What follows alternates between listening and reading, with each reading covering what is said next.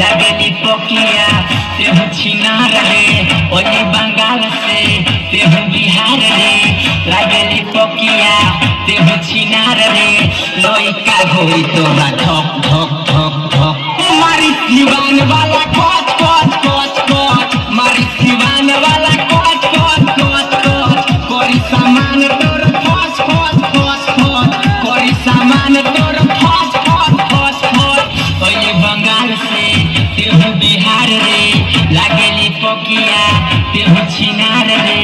लइका होई तोरा धक धक धक धक मारी दीवान वाला कोच कोच कोच कोच मारी दीवान वाला घोच घोच घोच घोच कोरी सामान तोर फस फस फस फस कोरी सामान तोर फस फस फस फस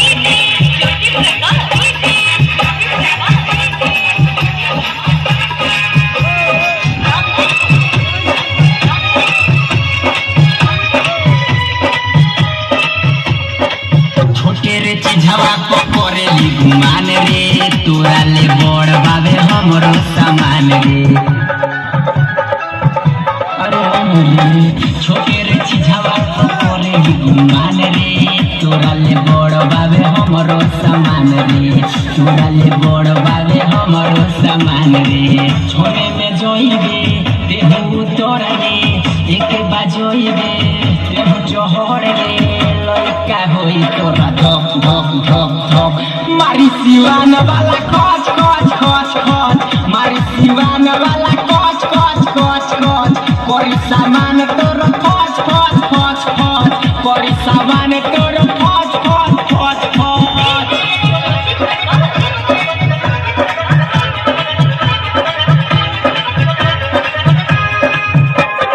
Mixed by Yuvraj Music presents Jamapur.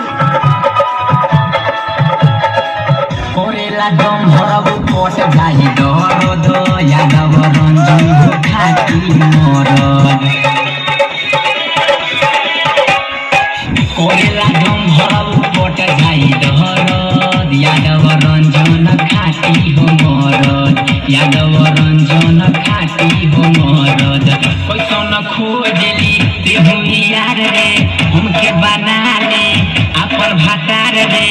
लइका होई तोरा धक धक धक धक मारी दीवान वाला कोच कोच कोच कोच मारी दीवान वाला घोच घोच घोच घोच कोरी सामान तोर फस फस फस फस कोरी सामान तोर फस फस फस फस ओली बंगाल से तेहू बिहार रे लागली पकिया तेहू छिनार रे लइका होई तोरा धक धक धक धक मारी दीवान वाला कोच कोच कोच कोच मारी दीवान वाला कोच कोच कोच कोच कोरी सामान